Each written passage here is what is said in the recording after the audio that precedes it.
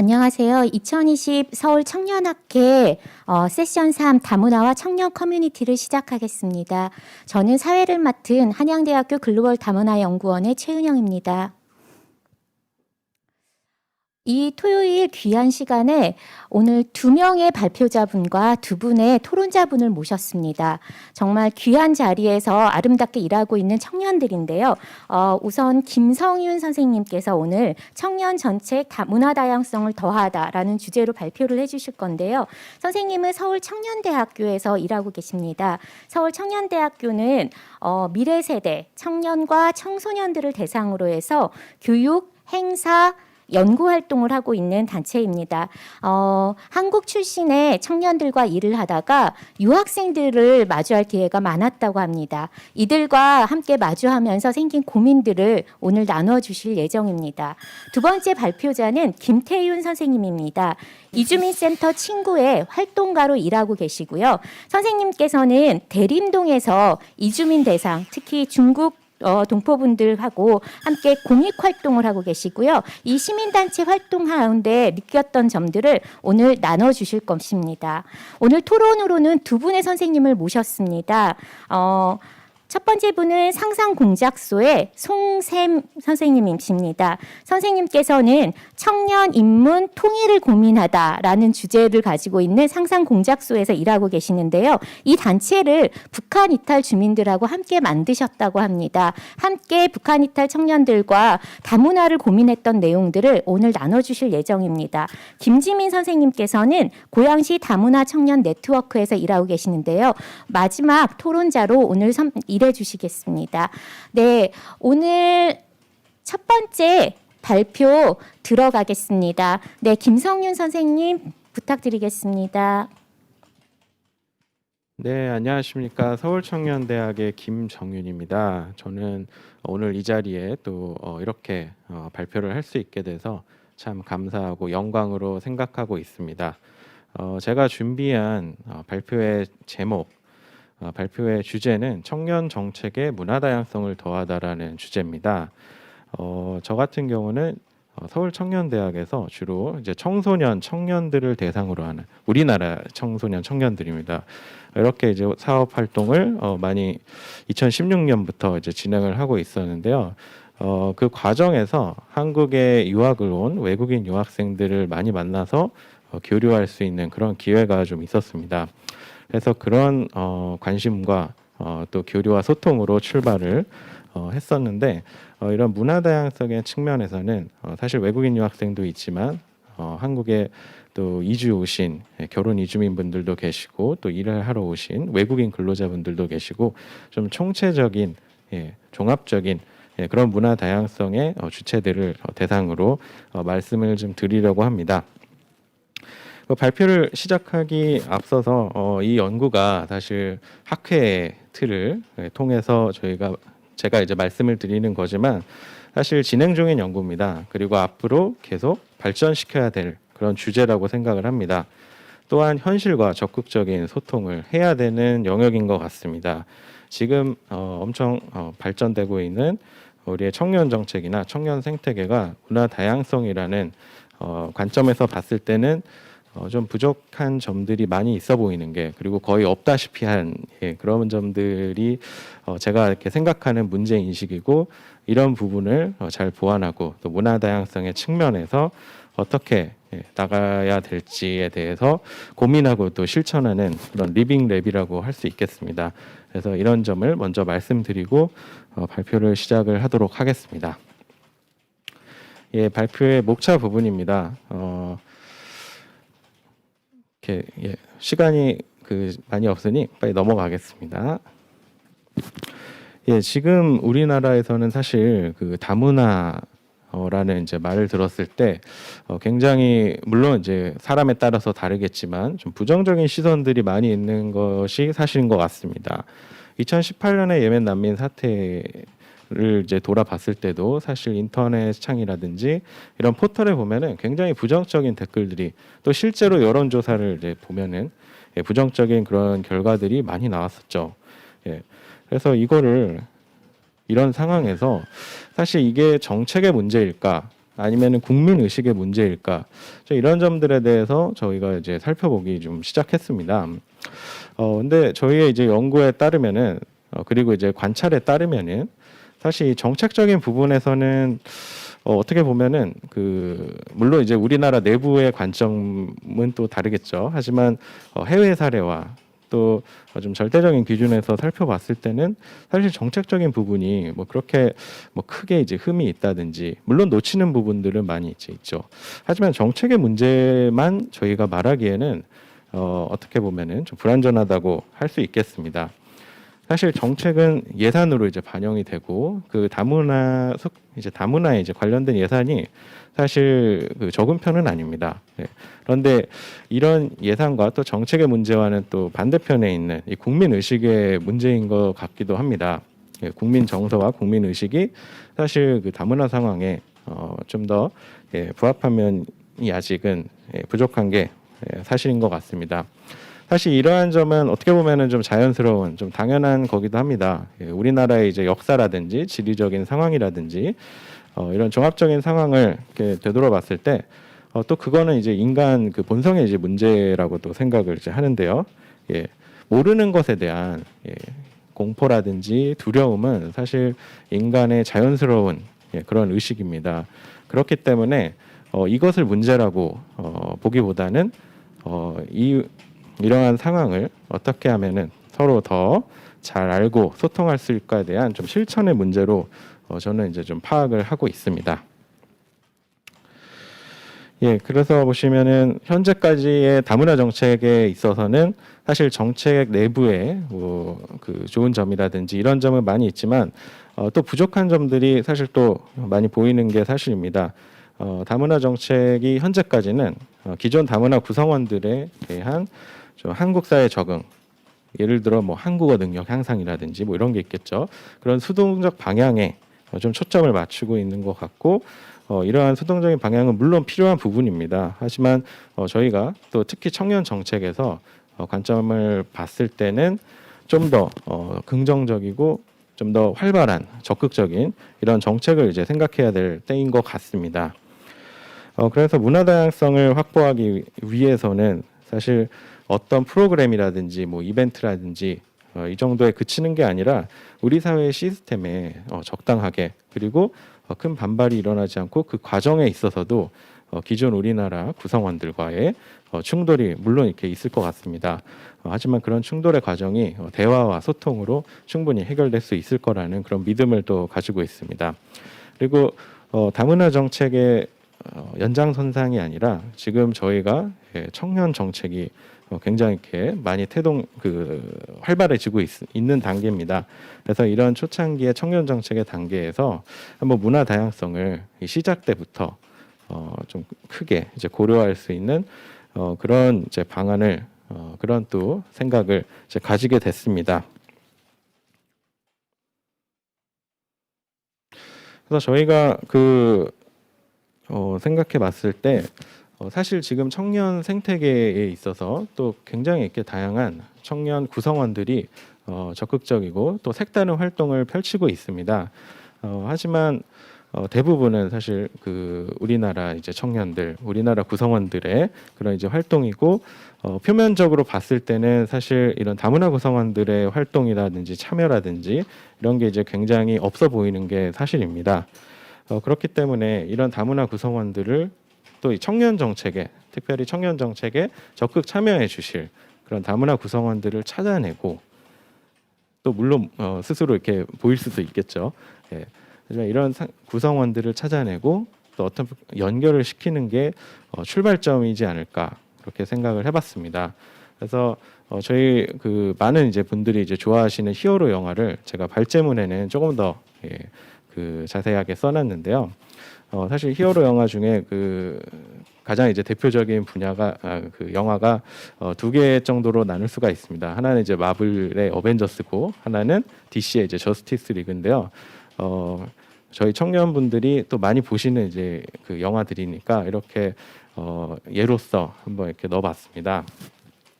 그래서 청년 그 생태계 또 청년 정책의 문화 다양성을 더하기 위해서 청년 구성원들 특히 다문화 청년 구성원들을 저희가 또 모으기 위해서는 굉장히 이제 꼼꼼한 과정과 좀 세심한 이런 그 과정들이 좀 필요한 것 같습니다. 그렇기 때문에 사실 그냥 무턱대고 모여놓기만 하면 이제 되는 게 아니라 그 과정과 또 그 시스템을 이제 잘 생각해봐야 된다는 이제 그런 의미로서 여기 내용이 이제 들어 있거든요. 그래서 저희가 그 출발점에서 문화 다양성을 반영해야 되는 이유에 대해서부터 좀 생각을 해봤으면 좋겠습니다. 첫 번째는 좀 그 다문화 가정 출신들의 청년들이 굉장히 이렇게 많아지고 있습니다.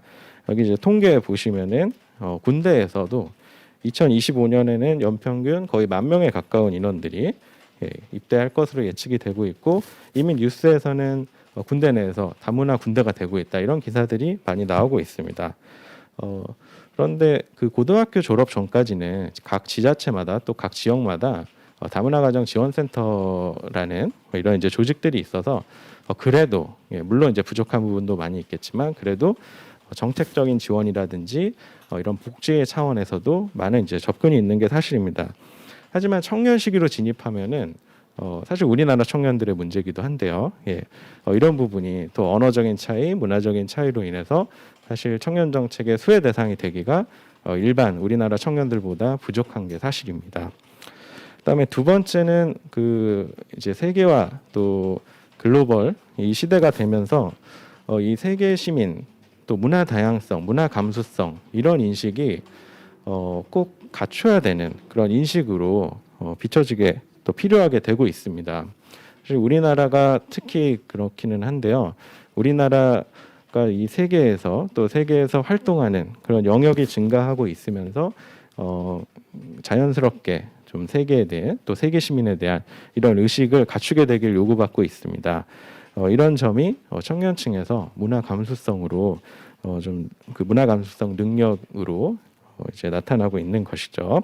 그래서 이런 능력이 이런 또 감수성이 저희 청년들에게 많이 필요한 부분이 될 거라고 생각합니다. 또한 세 번째로는 그 다문화 청년 스스로의 발전이 이제 가능하기 때문입니다. 이제 청년 정책 같은 경우는 이 청년 당사자성이 굉장히 이제 강조되는 그런 상황입니다. 청년 문제를 제일 잘하는 것은 청년들이고 또 이 문제의 해법을 낼 수 있고 실행할 수 있는 것도 이제 청년들이라는 그런 가치관을 가지고 있습니다. 그리고 이런 가치관에 의해서 지금의 청년 정책들이 많이 생겨나고 있고 또 청년 정책 네트워크도 서울시뿐만 아니라 각 지자체까지 굉장히 광범위하게 지금 급속도로 펼쳐지고 있습니다. 그렇기 때문에 청년 정책 또 문화 다양성의 공통의 당사자인 이 다문화 청년들의 적극적이고 활발한 참여가 이 청년 문제의 당사자성을 고려해 봤을 때 굉장히 이렇게 중요하다고 하겠습니다. 그리고 실제로 또 그 다음 페이지에 또 말씀드리겠지만 굉장히 또 색다른 활동과 또 헌신을 보이고 있는 또 이런 문제에 관해 있어서 보이고 있는 청년 주체들이 청년 구성원들이 굉장히 많이 나타나고 있습니다. 그래서 저는 어떻게 보면은 이게 태동기 같이 느껴지는데요.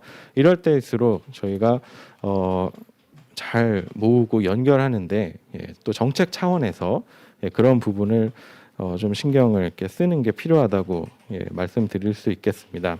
그러면서 이런 알지 못하는 이런 무지에서 오는 그런 두려움이 이런 쌍방향의 적극적인 소통과 교류를 추진하면서 자연스럽게 이제 극복될 수 있다는 생각을 이제 가지고 있습니다. 이런 연장선상에서 좀 색다른 이제 시도들을 또 저희가 이제 좀 깊이 연구하고 또 현장에 가서 관찰하고 인터뷰도 이제 했었던 그런 사례 중에 한 3가지 정도를 좀 말씀을 이제 드리고 싶습니다. 첫 번째는 사진을 이렇게 첫 번째는 이제 강동구청에서 진행했었던 강동 글로벌 인턴이라는 프로그램인데요. 이제 굉장히 좀 그 의미가 있었던 게 이 외국인 유학생들을 대상으로 그 2017년 여름과 또 2017년 겨울에 이제 진행했었던 프로그램입니다. 서울시에도 물론 이제 서울시 글로벌 인턴이라는 이런 외국인 유학생들이 참여할 수 있는 프로그램이 있었는데 자치구 차원에서는 이제 처음으로 시도됐었던 이제 그런 글로벌 인턴 프로그램으로 알려져 있습니다. 사실 그 행정기관에서 외국인들이 뭐 인턴이나 아르바이트를 하는 거는 굉장히 이렇게 소중한 이제 기회이고 사실 우리나라 사람들도 우리나라 청년들도 굉장히 이렇게 많이 원하는 그런 하나의 인턴 프로그램으로 알고 있습니다. 그런데 강동구청에서 어떻게 보면은 좀 큰 결심을 이제 하셨던 거죠. 예산을 외국인들한테 사실 쓰는 부분은 굉장히 이렇게 또 쉽지 않은 그런 문제입니다. 하지만 이때 그 10명 총 20명의 외국인 유학생들이 인턴으로 이제 활동을 했었고 또 강동 청년 정책 네트워크 내에 이제 글로벌 분과라는 게 또 강동구 청년들이 이렇게 이제 만들었더라고요. 그래서 그 글로벌 분과에 속해 있는 강동 청년들과 또 이 글로벌 인턴에 참여한 청년들이 외국인 유학생 청년들이 같이 이제 상호작용하고 또 같이 교류하고 또 공동의 행사를 이제 진행을 이제 했었던 그런 이제 프로그램입니다. 그래서 굉장히 이렇게 외국인 유학생이라든지 또 다른 이제 주한 외국인들의 입장에서는 굉장히 이제 흔치 않은 기회였고 굉장히 그 의미가 좀 남달랐던 프로그램이었던 것 같습니다. 그리고 이제 두 번째로는 그 소셜 벤처 또 사회적 경제 내에서 활동하고 있는 이제 펀데이 코리아 네트워크스라는 이런 이제 조직이 사회적 기업이 있는데요. 주로 구성원들이 이제 결혼 이주민이나 우리나라 청년분들입니다. 그래서 주 하고 계시는 이제 사업은 주한 외국인들을 대상으로 이제 축제나 행사를 이제 기획하고 또 실행하는 그런 곳인데 결혼 이주민들이 사실 뭔가 이렇게 단순 그런 이제 그 직업에서 좀 더 발전해서 자기의 전문성을 할 수 있는 그런 분야가 사실 쉽지는 않거든요. 그런 측면에서 이런 민간에서 공공의 영역이 아니라 이런 민간 부분에서 좀 주목할 만한 사례를 저희가 찾아봤었고요. 세 번째는 우리 오늘 직접 이제 패널로 나오시기도 했는데 고양시 다문화 청년 네트워크입니다. 그래서 여기서는 근로자분들이랑 외국인 근로자분들이랑 또 결혼 이주민들을 대상으로 한 다양한 이제 사업을 전개를 하고 계셨고 이게 또 하나의 중요한 방향이라고 생각을 이렇게 합니다. 그래서 결론 부분으로 이제 넘어가겠습니다. 시간이 이렇게 좀 빠듯해서 결론 부분으로 넘어가면 저희가 고민해야 될 지점이 한 3가지 정도가 있는 것 같습니다. 기존의 청년 정책 또 청년 네트워크에서 또 주로 공공 청년 네트워크에서 이런 문화 다양성을 담보하는 분과나 특별 조직을 보기가 굉장히 이렇게 힘들었습니다. 거의 전무하다고 이제 말씀드릴 수 있는데요. 기존 청년 네트워크에서 이런 다문화나 또 외국인과의 이런 교류를 또 소통을 담당할 수 있는 이런 특별 조직이 필요한 것 같습니다. 그리고 두 번째로는 또한 그 한국에 있는 이제 외국인분들 또 결혼 이런 이제 구성원 분들이 또 자체적으로 이런 네트워크를 구성해서 활동하는 것도 필요하다고 생각을 합니다. 그래서 이 고양시의 이 사례가 굉장히 저희도 굉장히 이렇게 인상 깊게 또 깊게 더 살펴보고 싶은 그런 사례이기도 합니다. 사실 굉장히 이게 쉽지 않은 거거든요.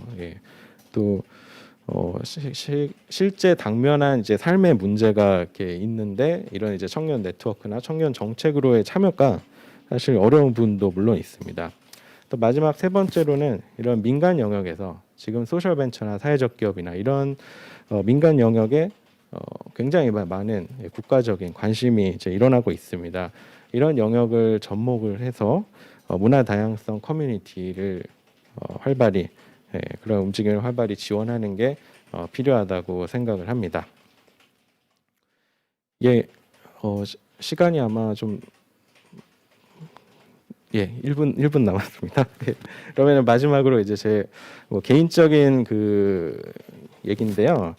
제가 문화 다양성에 좀 깊게 관심을 가지게 된 게 아마 제 개인의 경험이었던 것 같습니다. 이제 미국에서 짧게나마 인턴 생활을 하면서 흑인, 백인, 황인종 이렇게 모든 인종이 좀 어울리는 소통과 교류를 하는 그런 모습을 보고 그때 어렴풋이 뭔가 이제 문화 다양성에 대한 그런 인식이 이제 긍정적인 인식이 쌓였던 것 같습니다. 그리고 이제 다른 사례들을 이제 살펴보면 보통 이제 대표자분들이 이런 이제 좋은 경험들을 다 가지고 계시더라고요. 예, 하지만 이런 이제 경험이 다는 이제 아니라고 생각을 하고 또 안 좋은 경험을 하면 예를 들어 인종차별에 대한 경험을 하면 문화 다양성에 대한 인식이 안 좋게 나타날 수도 있습니다.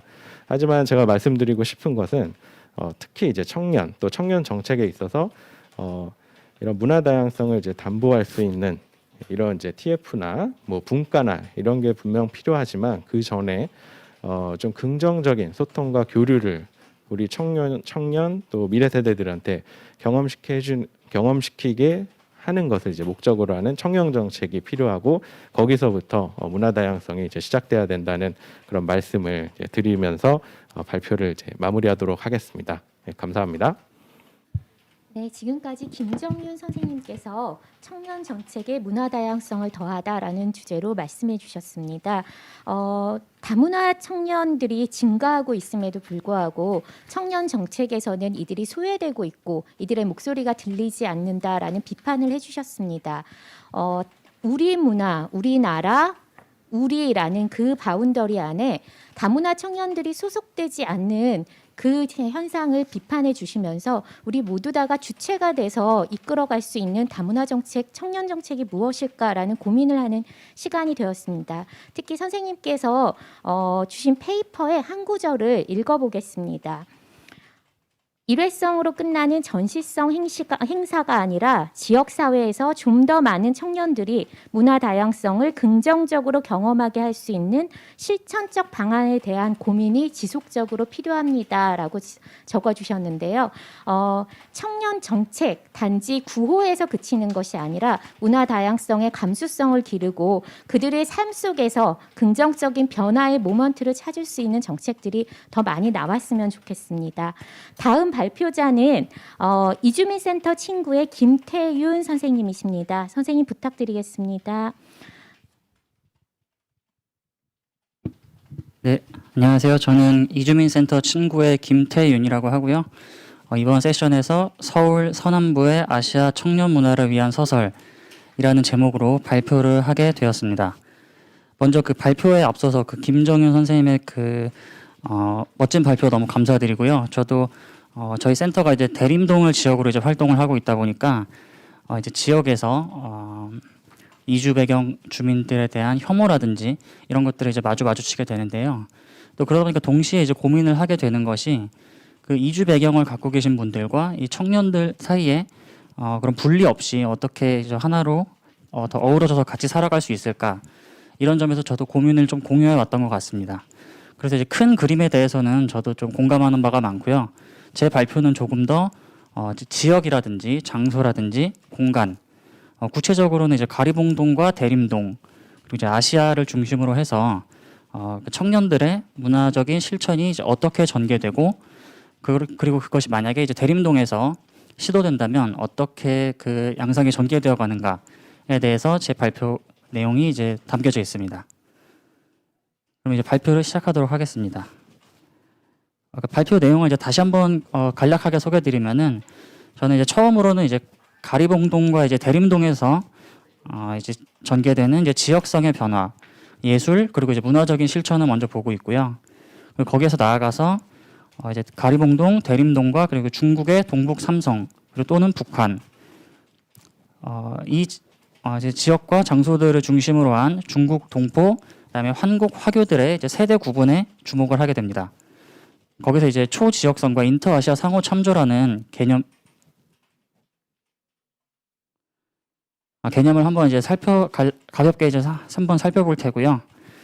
그리고 마지막으로는 더 이제 아시아 각 지역으로 이제 확장된 청년들의 만남, 접속, 연결, 그것이 이제 가능한 하위 문화적인 장소에 대해서 또 같이 고민을 해보면서 그러한 전망이 과연 대림동에서 어떻게 실현되어질 수 있을지 를 이제 살펴보는 조금 이제 예비적인 성격을 갖고 있는 발표라고 할 수 있겠습니다.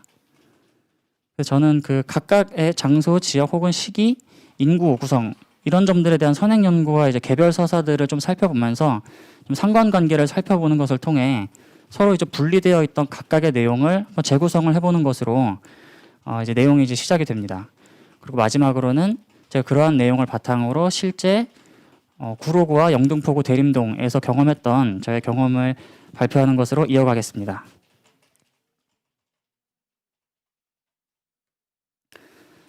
가리봉동 도시재생의 주변부에서 중심으로라는 제목의 챕터입니다. 보시면 청년 제 발표문에 보시면 청년 노동 현장 구로공단이 중국 동포 터전 가리봉동으로 바뀐 사연 담다라는 이제 제목의 매체 보도가 있었습니다. 이것은 이제 가리봉동 도시재생 주민공모 사업에서 한 구술 체록집이 나왔는데 그 내용은 이제 신문 기사가 이렇게 요약해서 이제 정리를 한 것이고요. 예, 여기서 이제 구로공단이 중국 동포 터전으로 바뀌었다. 그리고 그것에는 도시재생이 연결되어 있다라는 것을 살펴볼 수 있습니다. 가리봉동의 중국 동포들이 이제 밀집하게 된 배경에는 많이 이제 연구가 나와져 있어서 중요했던 것 중심으로 설명을 드리면은 2000년대에 이르러서 이제 가리봉동에서 재정비 촉진 사업이 아주 이제 중요한 이슈가 됩니다. 여기에는 이제 서울시가 정보통신 산업 중심의 산업단지를 개발하려는 계획이 있었고, 이제 주택이나 상가를 소유한 주민들은 임대소득이 줄어드는 것을 우려해 재개발을 반대했던 맥락이 있습니다. 그러던 중에 이제 세계 금융위기로 인해서 그 개발 계획이 취소가 되었고요. 2014년 주민들은 논의한 끝에 주민 주도의 도시재생 정책이 가리봉동에서 시작되게 되었습니다. 이러한 이제 구로 그리고 가리봉동에서 이제 마을 만들기와 도시 정책을 이제 살펴보게 되면은 이제 기본적으로 이제 장소에 기반한 실천은 이제 오래된 주민이나 지역 활동가, 동포들을 중심으로 이제 수행이 되어 왔고요. 그리고 여기에 이제 산업단지의 청년 노동자, 그 도시 재생 정책으로 말미암은 예술가와 문화 기획자들까지 유입이 더해지면서 굉장히 변화에 민감한 지역으로 잠재적으로 그런 전망이 가능했던 것이 그 구로와 가리봉동입니다. 처음에 그 동포들의 경우에는 가리봉동에 유입되는 과정에서는 이제 불안정 세입자, 단기 세입자의 신분이 많았는데 이렇게 도시재생이 시작될 즈음에는 점차 이제 주민으로 확대되는, 그러니까 도시재생의 주변부에서 머물러 있다가 핵심 주체로서 이제 변화하는 그런 지역성의 변화와 발맞춘 변화들을 보여주게 되었습니다. 그럼 처음에 이제 중국 동포들이 모여있던 가리봉동에서 그들의 주거지가 어떻게 대림동으로 확장되게 되었는가를 이제 살펴보게 되면은 재정비 촉진 사업이 진행되는 과정에서 토지 보상비가 이제 지급이 되는데 동포들은 이제 건물이나 주택의 소유주가 아니기 때문에 아주 제한적인 권리금만이 지급되게 됩니다. 따라서 상권의 장기화, 주거의 안정성,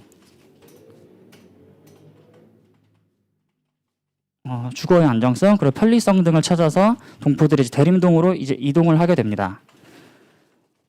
그래서 이제 이화용이라는 연구자께서는 대림 이동의 특징을 엔클레이브와 이제 개토 두 가지로 살펴보시는데요.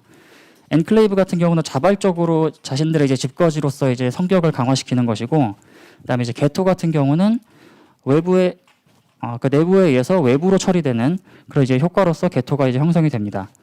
이 연구에서 주목할 만한 것은 이제 대림 이동이 동북 삼성과의 그 장소와 지역의 연결이 발생한다는 것입니다. 그것을 저는 이제 초지역성이라는 말에 주목을 해봤고요. 동북 삼성에서 중국 동포들과 한족의 결혼이 이제 빈번해지면서 그들이 이제 대림 이동으로 이주했을 때 대림 이동이 딱 그 대림 이동만의 고유한 장소가 아니라 동북 삼성과의 그 성격의 연결이 굉장히 이제 강화되고, 그리고 인구 구성에 있어서도 동포들뿐만 아니라 이제 한족분들의 그런 구성도 굉장히 이제 많아지게 된다라는 것이죠. 당연히 이제 그렇게 됨에 따라서 한국인 선주민들과의 관계도 이제 변화가 하게 되고요. 이러한 변화들이 이제 어떤 식으로 대중적으로 드러나느냐를 살펴봤을 때 청년경찰이라는 한 영화를 좀 살펴볼 수 있을 것 같습니다. 이 영화는 그 누적 관객 수가 한 500만 이상의 그래도 상당한 이제 흥행을 거둔 영화로 볼 수 있을 텐데, 중국 동포 성인 남성을 범죄자로 묘사하면서 극적 갈등의 주요 대리물로 구성을 하게 되었습니다. 근데 이 영화가 문제시되었던 점이 어떤 것이냐 하면은 영화적인 그 가상의 스토리라는 그런 영화적 장치 없이 그대로 이제 지역 사회가 이제 노출이 되는데 그 지역의 구성원이 범죄자로 묘사가 되면서 마치 이제 픽션과 현실의 모호성이 굉장히 강화되는 이제 팩션 효과가 그 지역 사회의 동포들 사이에서 되게 우려가 되고, 결국 그들은 이제 영화사를 상대로 손해배상을 이렇게 하게 됩니다. 그래서 이제 이 손해배상 소송이 이제 2심까지 이어진 끝에 법원은 이제 제작사에게 이제 화해 권고 결정을 내리게 됩니다. 처음에 1심에서는 영화 제작의 표현의 자유를 존중해야 되기 때문에 그 손해배상을 인정하지 않았는데 2심에서는 손해배상 자체보다는 그것이 이제 혐오 표현이므로 화해를 해야 한다, 사과를 해야 된다라는 좀 관용적인 판결이 이루어졌고, 이 소송을 대리했던 이주민 센터 친구의 조영관 변호사는 좀 국제 규약에 주목했다고 합니다. 그 내용을 저희가 발표문을 인용을 했으니 한번 읽어보시면 좋을 것 같고요.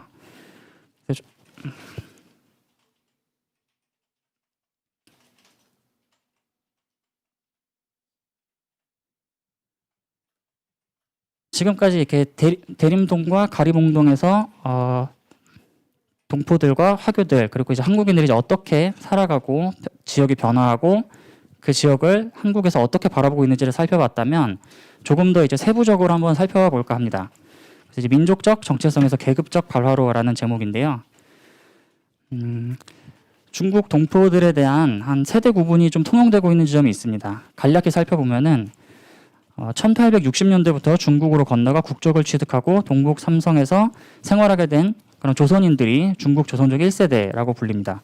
그들의 자손으로 1980년대부터 그다음에 한국에 유입되어 약간 고된 노동을 하면서 살아온 분들이 이제 2세대로 이제 일컬어지고, 그들의 자손으로 물질적 풍요와 교육 기회 등을 제공받아서 한국에는 이제 선택적으로 입국하신 분들이 3세대로 이제 불리고 있습니다.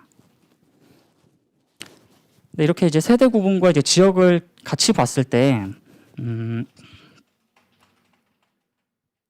지금 현재 이제 같이 지역에서 살아가고 계신 분들뿐만 아니라 이렇게 이주의 흐름을 이제 같이 봐야 할 것 같은데요. 왜냐하면은 장소와 이제 영토 개념으로 한번 살펴볼 수 있을 것 같습니다. 영토란 그 장소 내부에서 좀 배타적인 공간인데요. 그러니까 점차 이제 시민권의 확대를 통해서 국가의 주권을 강화하는 그런 과정이 이제 재영토화라고 이제 설명이 됩니다. 이런 3세대 중에서 일부는 이런 재영토화를 뒷받침하는 그런 흐름들을 보여주고 있습니다. 잠시 인용문을 읽어보면은 한국에 살아가고 있는 조선족 젊은이들로서 함께 모인 우리는 한국에 더 잘 정착해 가기 위하여 그리고 한국에 정착을 시도하고 있는 조선족 후배들을 도와주려는 마음가짐과 사명감을 가지고 있다라는 것이 좀 인용문에서 좀 발견이 되고 있고요.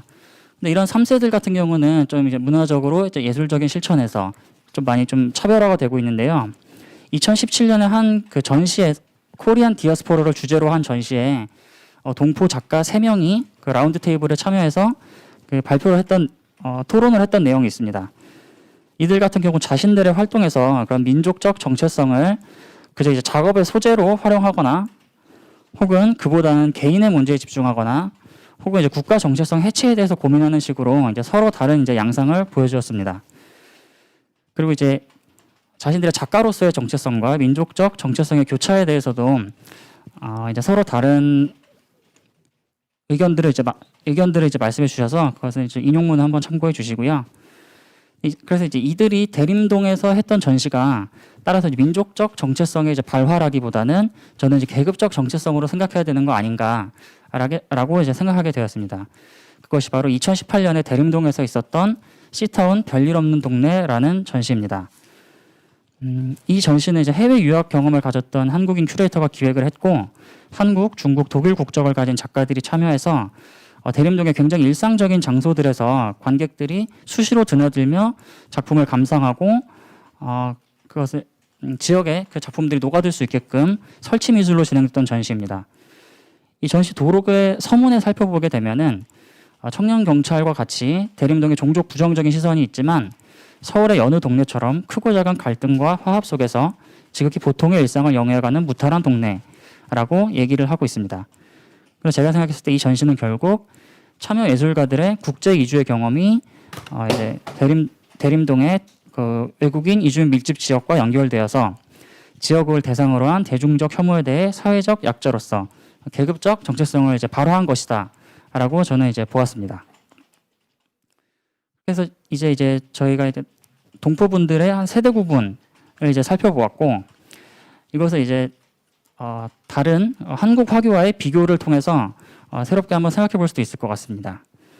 중국 동포 청년과 한국 화교 청년이라는 제목의 챕터입니다. 서로 다른 이제 민족적 배경을 갖고 있지만 이 둘 사이에서는 이제 공통점이 있습니다. 먼저 이제 중국 동포 3세대를 이제 살펴보게 되면은 이제 아까 말씀드린 것처럼 40대부터 20대까지가 3세대에 좀 이렇게 몰려 있게 되는데 제가 그 중에서 한 연구를 좀 살펴보았습니다. 26세에서 31세까지 중국 동포 3세대 구인의 생애사를 분석한 연구인데 제가 이 연구에서 주목한 것은 한국, 중국, 북한인의 정체성이 섞여 있다고 느끼고 미래에 한국, 중국, 북한 사이에 무역업에 종사하고자 하며 꼭 앞에 세 개 국가가 아니더라도 자유롭게 외국을 왕래하는 국제적인 인물이 되고자 한다라는 것이 이제 이분들에게서 이제 연구 결과로서 발견이 되었습니다. 이제 중국의 청년 세대를 예를 들어서 한번 생각을 해보면은 이 중국 동포 3세대와 이제 출생 코호트가 느슨하게 겹치는 세대가 이제 샤오황디라는 말로 이제 불리고 있는데요.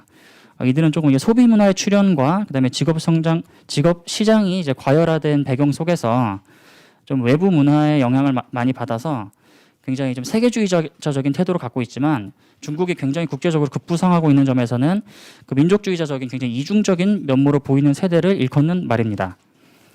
그런데 이제 중국 동포 3세의 경우에는 이제 그들에 비해서는 중국에서 이제 소수자인 성격을 갖고 있습니다.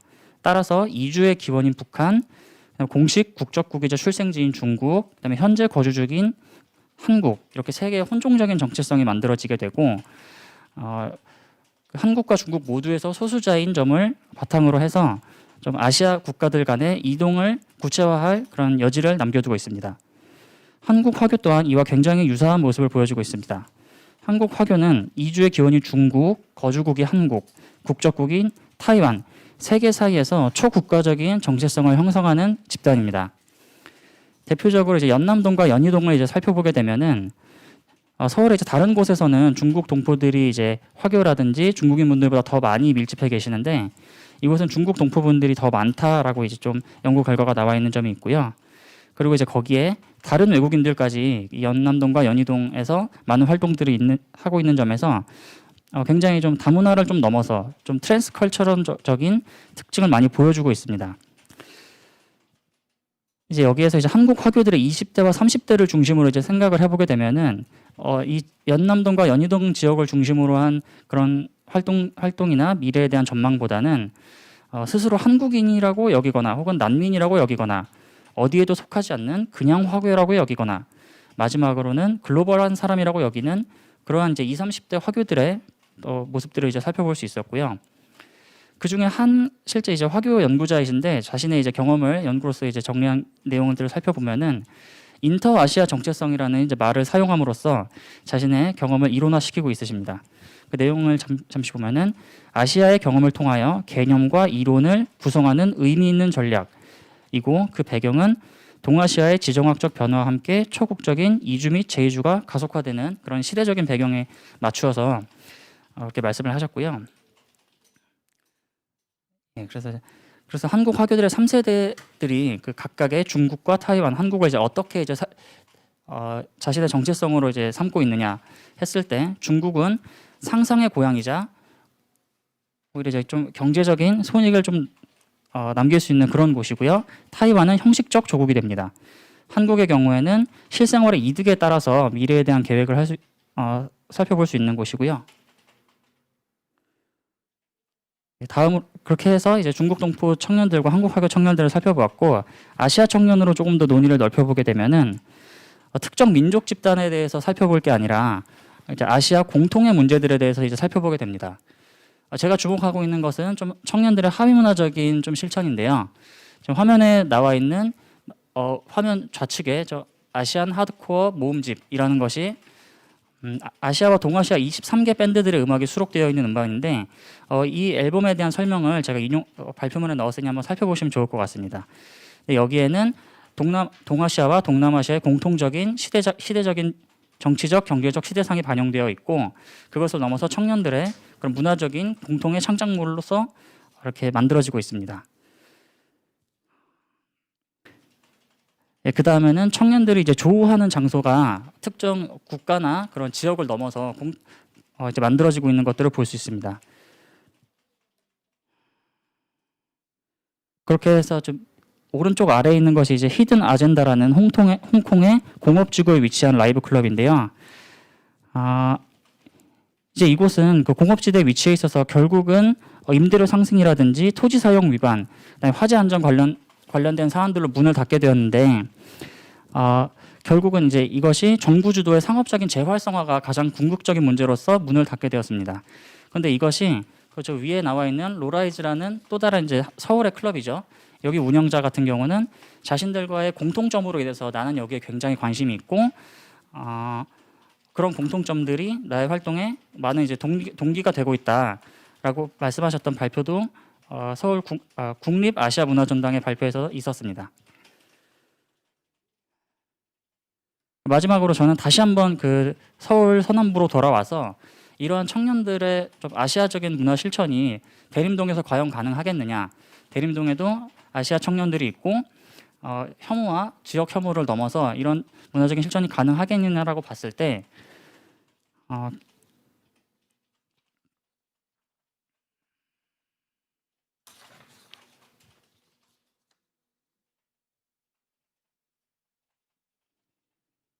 시간 관계상 결론 말씀드리고 자세한 내용은 발표문을 참고 부탁드리도록 하겠습니다.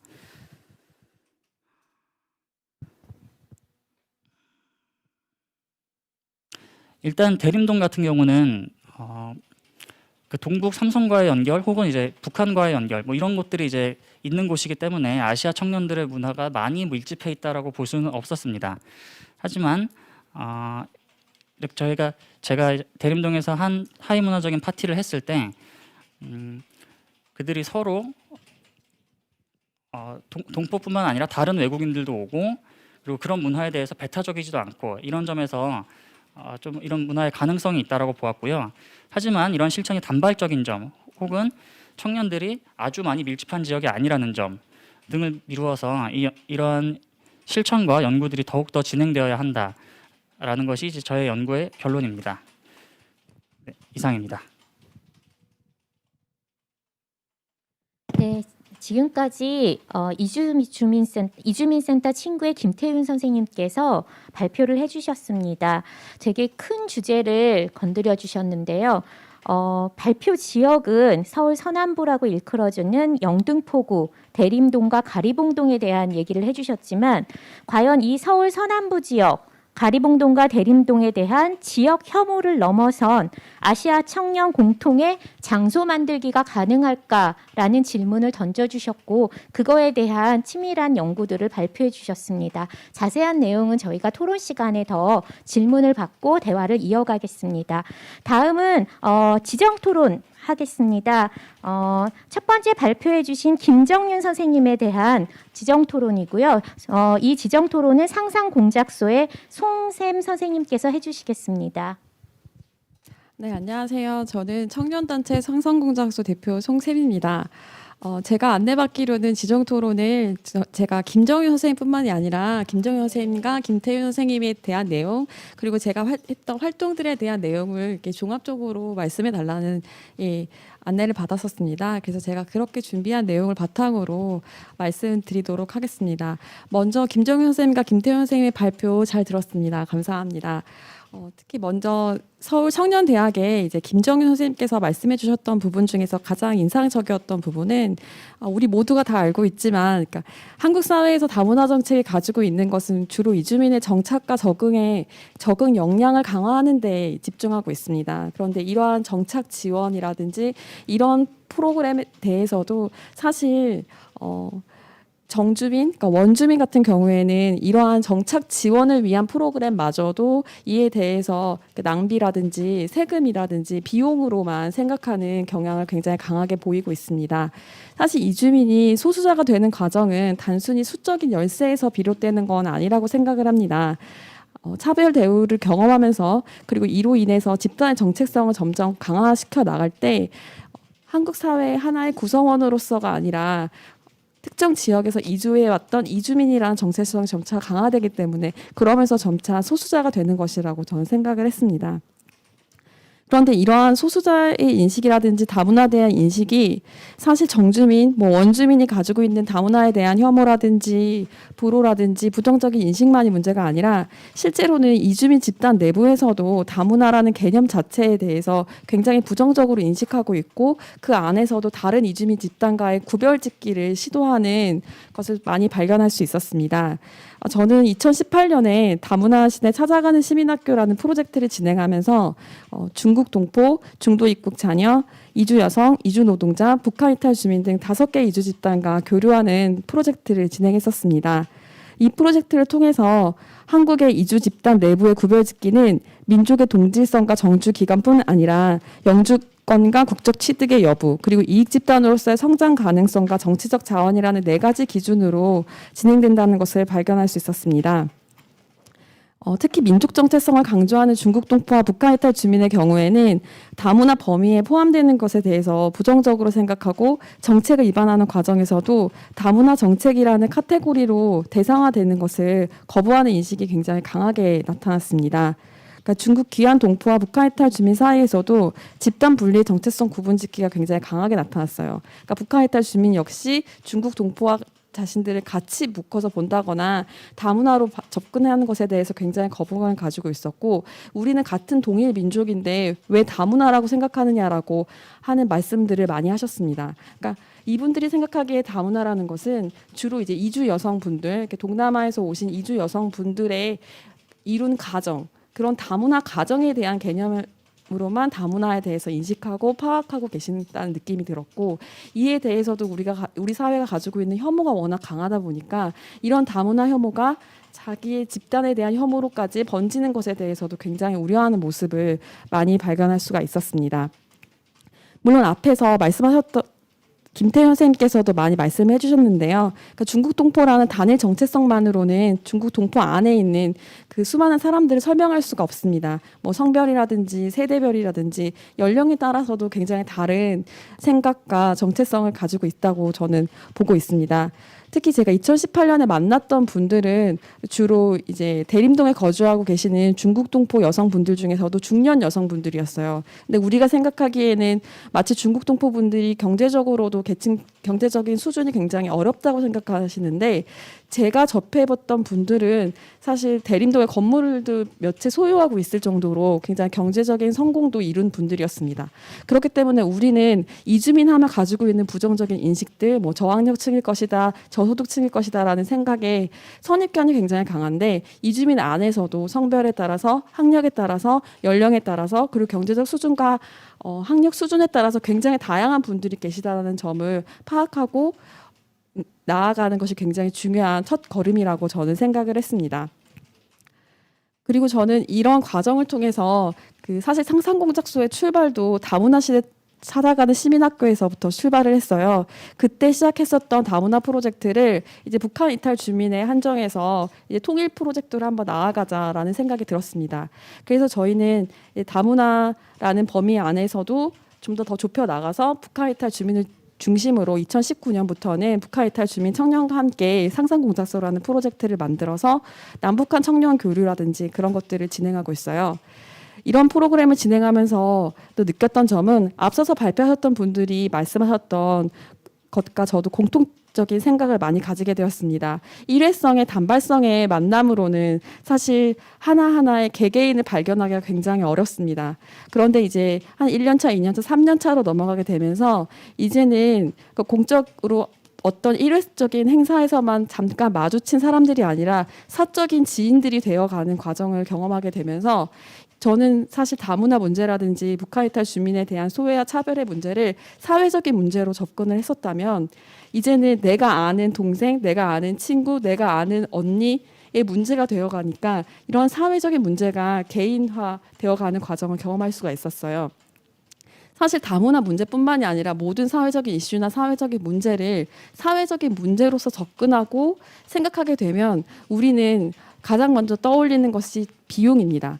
그리고 그 문제를 해결하기 위한 최고의 효율에 집중할 수밖에 없습니다. 그런데 그 문제를 직접 겪고 있는 사람이 나의 가족이거나 나의 친구이거나 나의 일이 되기 시작하면 그 문제를 겪고 있는 사람들 즉 개인이 발견될 수 있고 보이기 시작하는 거죠. 그렇기 때문에 사회적인 최고의 뭐 효율화라든지 비용 문제에만 집중하기보다 그 사람이 얼마나 많이 상처받고 있는지에 대한 공감의 단계로까지 넘어갈 수 있다라고 생각을 합니다. 그래서 저는 사실 청년 교류라든지 이러한 다문화에 대해서 이야기를 나눌 때 이례적인 만남이 아니라 장기적인 교류를 통해서 관계 맺기가 늘어난다면, 그래서 사회 문제를 타인의 문제나 사회의 문제가 아니라 나의 문제, 우리의 문제로 받아들이기 시작한다면 그 문제에 대한 접근법도 달라지고 생각도 바뀔 수 있다라고 생각을 해요. 그런데 이렇게 이야기하는 건 어찌 보면 이걸 들으시는 분들이 생각하시기에는 굉장히 이상적인 담론으로 그칠 수도 있다라고 생각을 합니다. 왜냐하면 우리 청년 세대가 겪고 있는 문제들은 사실 이주민만이 소외받고 차별받고 어려움을 겪고 있는 것은 아니기 때문입니다. 그 청년들이 가지고 있는 주거 문제라든지 그리고 일자리의 불안정성 문제라든지 여러 가지 많은 문제들을 겪고 있어요. 그런데 사람이 자기 자신이 일단 어렵고 힘들고 소외받고 있고 차별받고 있는 상황에서 다른 사람의 아픔이나 다른 사람의 차별 그리고 이 사회의 문제까지 관심을 갖기란 굉장히 어렵습니다. 그렇기 때문에 이러한 다문화 문제를 접근하고 다루고 이야기를 나눌 때에는 우리가 구별지어서 뭐 이주민의 문제다 아니면 원래 원주민의 문제다 이런 식으로만 접근하는 것이 아니라 세대적으로 접근을 해서 청년 세대가 갖고 있는 문제에 대해서도 함께 고민하고 해결하는 노력이 필요하고요. 그리고 이런 문제들을 이야기할 때 소외받는다고 생각하고 있는 청년 원주민에 대해서도 청년 원주민들이 겪고 있는 청년들의 문제에 대해서도 먼저 고민하고 함께 해결하고자 노력하는 태도가 필요하다고 생각합니다.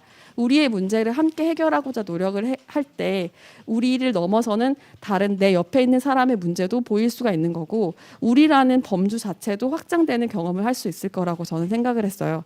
그래서 저는 다문화 문제, 특히 청년 교류에 대해서 이야기를 할 때 청년들이 중심이 돼서 주로 이러한 교류들을 많이 만들고 있지만 청년 안에서 번지고 있는 다문화나 외국인 혐오에 대해서도 이야기를 하고 싶었고 이러한 혐오나 부정적인 인식은 직접적인 개인적인 교류를 통해서 개선함과 동시에 청년들이 직접 직면하고 있는 문제에 대한 고민 해결을 같이 해 나가지 않는다면 청년에게 굉장히 이상적으로 다문화에 대해서 접근하자라고 이상적인 강요에 그칠 수만 있다라는 점도 함께 이야기하고 싶었습니다. 그래서 저는 다문화 문제뿐만이 아니라 청년 이슈도 같이 다루면서 고민을 할 때 다문화 이슈도 해결 가능하다는 점을 이야기하면서 저의 토론을 마치도록 하겠습니다. 감사합니다. 네, 지금까지 상상공작소의 송샘 선생님께서 토론해 주셨습니다. 다문화로 한 그룹으로 우리가 타자화시켜서 그 사람들을 그냥 대상화시켜버리는 것에 대한 문제점을 지적해 주셨는데요. 다문화 안에 있는 그 다양성에 대해서는 놓치는 경우가 많다고 합니다. 젠더, 출신국, 계층에 따라서 그 다문화로 우리가 뭉뚱그려서 비판적으로 바라보는 그 안에도 얼마나 많은 다양성이 존재하는가라는 얘기를 해주셨고요. 그 다양성 내에서 그들이 아니라 한 사람 한 사람 개인으로 우리가 바라볼 수 있어야 된다. 그리고 바라볼 뿐만 아니라 관계 맺기를 통해서 그들의 문제에 관심을 가지고 그들이 가지고 있는 청년의 문제는 우리 원주민 청년들의 문제와 다르지 않고 함께 해결할 수 있는 방안들을 찾아갈 때 우리가 다문화 청년 정책에 대해서 고민하는 시작점이 되지 않을까라는 얘기를 해주셨습니다. 다음 토론자는 고향 다문화 청년 네트워크의 김지민 선생님께서 해주시겠습니다.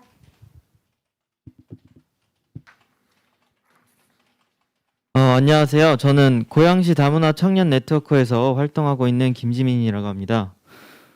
저희 기관은 경기도 고양시에 있는 기관인데요. 말 그대로 다문화 청년들을 위한 네트워크 형성에 주력을 두고 있는 기관입니다. 먼저 서울청년대학의 김정윤 발표자님과 그리고 김태현 발표자님 그리고 송샘 토론자님의 이야기를 잘 듣고서 저만 이런 생각을 하고 있던 건 아니었구나라는 진짜 긍정적인 이런 느낌이 많이 들었습니다. 먼저 김정현 발표자님의 청년 정책의 문화 다양성을 더하다라는 발표를 듣고 제가 많은 공감을 할 수 있었습니다. 지금 현재 청년 정책들이 많이 생겨나고 있는데 그 중에 문화 다양성을 같이 추가를 해서 이 청년 정책들을 운영하고 또 새로 만들어낼 수 있을까, 이러한 고민들에 대해서는 아마 지금까지는 많은 분들이 하고 계시지 않은 걸로 저는 생각하고 있습니다.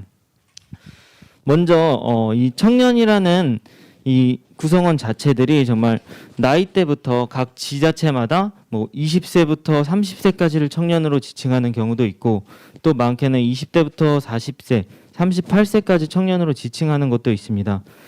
그래서 그 해당 범주에 들지 않으면 이런 청년 정책들이나 청년 활동 등에 참여를 하지 못하고 배제되는 분들이 많은 걸로 알고 있습니다. 따라서 특히 이 다문화 청년들은 해당 청년 정책이나 이런 프로그램에 대해서 되게 배제되고 참여되기 어려운 특성을 가지고 있습니다. 저희 고양시를 조금 예로 들자면요. 저희 고양시에서는 그런 다문화 청년들의 정책 참여를 위해서, 또 다양한 프로그램 참여를 위해서 이런 고양시 다문화 청년 네트워크라는 기관을 만들었습니다. 그 목적은 다문화 청년들을 위한 별도의 공간이나 소통 장소를 만드는 것도 있지만, 한국 청년들이 활동하고 있는 정책 토론이나 한국 청년들이 활동하고 있는 프로그램에 다문화 청년들이 자연스럽게 참여할 수 있는 그런 다리가 되어주는 그런 역할을 더 기대하고 만들어진 것입니다. 실질적으로 보면은 이제 고양시에서는 청년 정책 협의체라는 청년들의 정책을 이제 정책 대한 생각을 들어보고 시장님과 얘기도 해보고 그런 협의체가 있습니다. 이 협의체 안에도 다문화 청년들이 몇 분 들어가 있는데요. 다문화 청년들이 청년 정책 협의체에 들어가서 청년 정책에 대해 이야기하고 한국 청년들과 이야기를 나누면서 다문화 청년들에 대한 이해도 한국 청년들이 할 수 있고, 반대로 다문화 청년들도 한국 청년들이 다문화 청년들에 대한 인식에 대해서 자연스럽게 서로 알아가는 계기가 될 수 있는 것 같습니다. 이런 기관들이 정말 많이 생겨나는 것이 저는 이런 청년 정책의 문화 다양성을 더하는 가장 좋은 방법이라고 생각합니다. 그렇다면 이런 정책을 만들 때 제가 생각하기에는 몇 가지 한계점이 지금까지는 있었던 것 같습니다.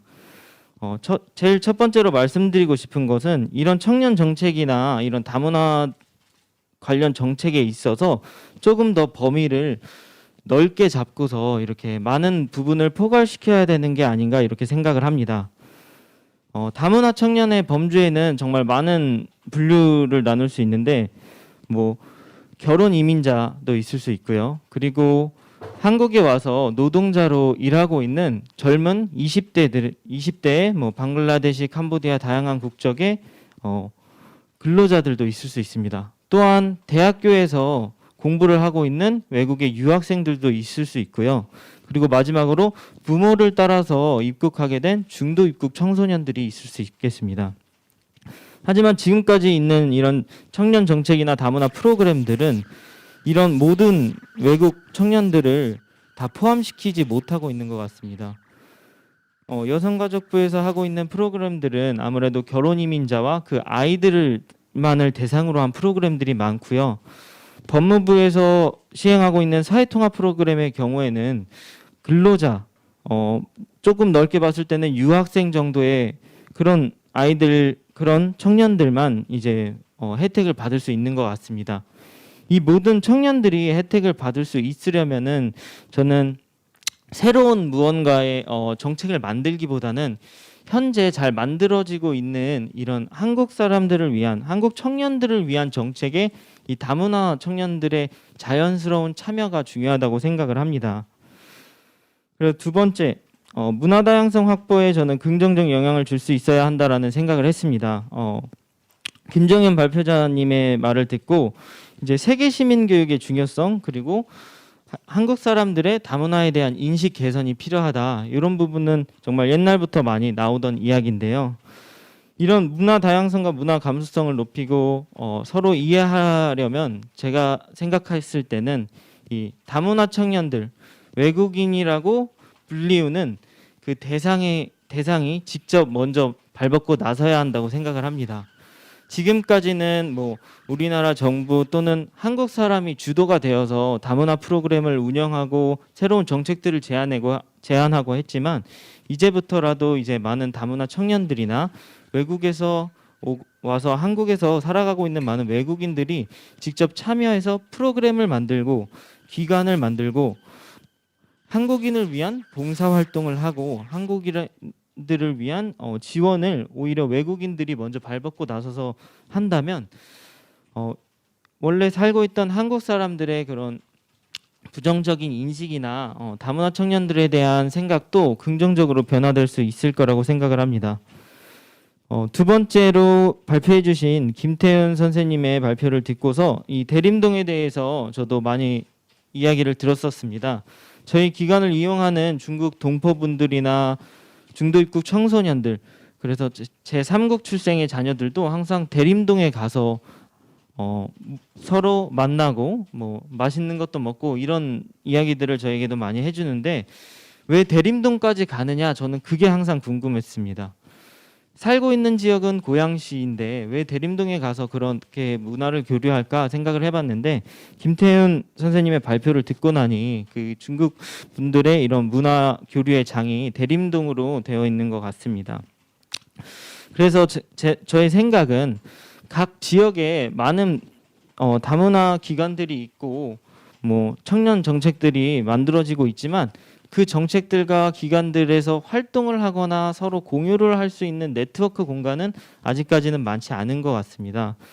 그래서 각 지역 특색에 맞는, 예를 들어 대림동에서는 중국 조선족 분들과 한국 사람들이 같이 어울릴 수 있는 그런 공간, 뭐 저희 고양시 파주시 같은 경우에는 이제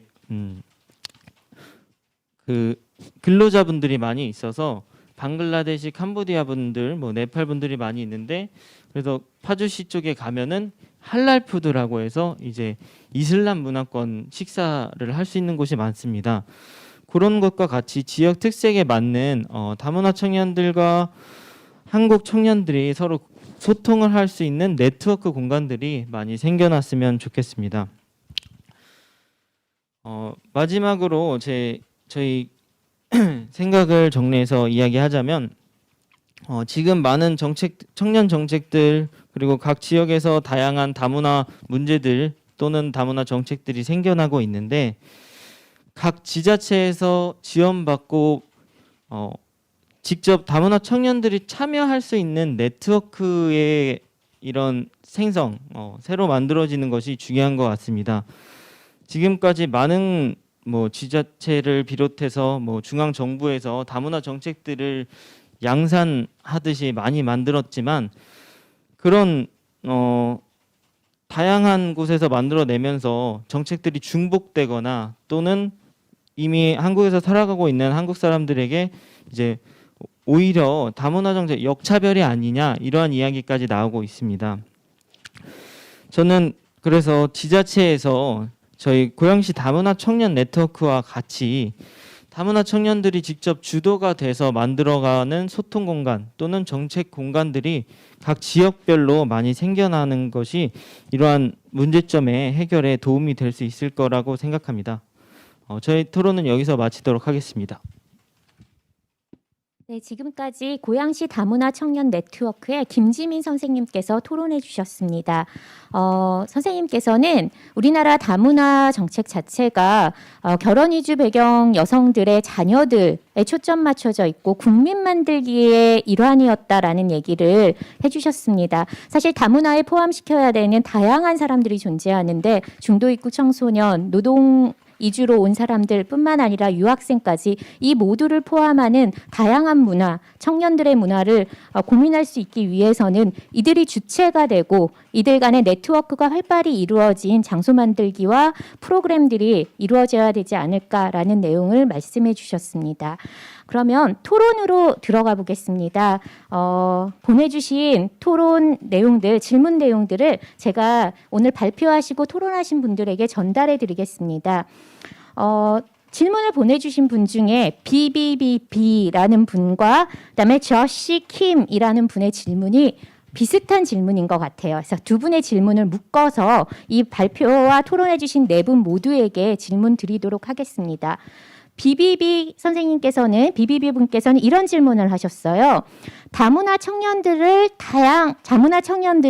다양한 사회 참여의 플랫폼에 접근할 수 있도록 만드는 것뿐만 아니라 이들이 주체로서 참여하는 것이 중요하다라는 얘기인 것 같아요. 그래서 이들이 진정성 있게 평등하게 자신의 목소리를 찾는 경험을 하는 거가 굉장히 중요하다. 근데 다문화 청년들이 이런 플랫폼에서 직접적으로 활동을 하기 위해서는 단지 대상화되는 게 아니고 다문화 청년 정책의 대상화가 아니라 이들이 직접적으로 주체가 돼서 활동을 하기 위해서는 우리가 어떤 노력을 해야 하는가라는 질문을 해주셨습니다. 그리고 두 번째 분이신 저시 킴 선생님도 비슷한 질문이신 것 같아요. 두 분 발표 너무 잘 들었습니다. 다문화라는 것이 다양한 문화들이 지닌 차이가 보다 평등한 지평 위에서 인식되는 일을 목표로 삼지요.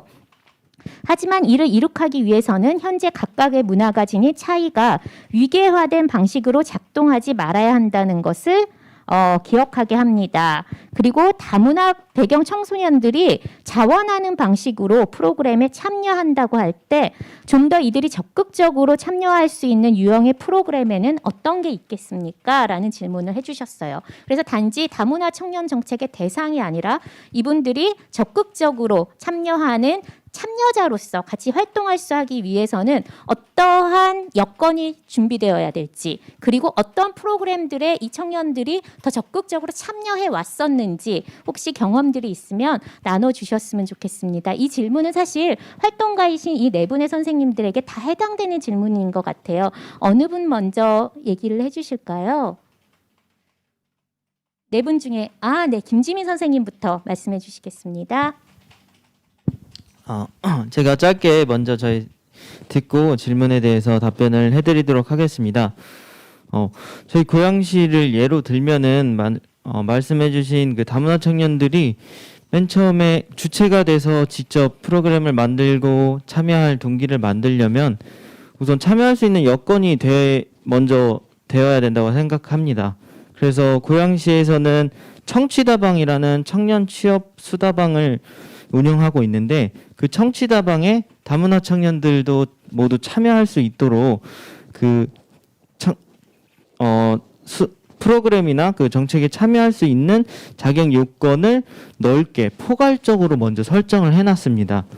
그리고 다문화 청년들만을 위한 프로그램을 따로 많이 만드는 것보다는 이미 있는 청년들을 위한 프로그램에 다문화 청년들이 같이 동시에 똑같이 참여할 수 있도록 자리를 한 두 자리 정도 만들어 두는 것, 이 정도가 저는 오히려 다문화 청년들을 따로 구분해서 새로운 프로그램이나 정책을 만드는 것보다는 우리 사회에서 같이 만들어가고 한국 청년들과 함께 그 다문화 청년들이 본인의 생각이나 프로그램을 주도적으로 만들어갈 수 있는 좋은 방법의 예라고 저는 생각합니다. 네, 감사합니다. 다음은 어느 선생님께서 송샘 선생님께서 말씀해 주시겠습니다. 네, 저도 김지민 선생님 말씀에 굉장히 동의를 하는 게요. 제가 북한이탈 청년하고 같이 단체를 운영하면서 아예 주체적으로 우리가 직접 프로그램을 만들고 진행하는 일을 많이 하고 있습니다. 근데 그때마다 느꼈던 건 이렇게 많은 청년들이 왜 그냥 우리가 일반 대학생이나 청년을 대상으로 한 프로그램에는 많이 모집되거나 지원하지 않고 왜 꼭 항상 뭐 탈북민을 대상으로 한다, 북한 이탈 주민 대상으로 한다 할 때만 모이는지에 대해서 굉장히 많이 고민을 하게 됐어요.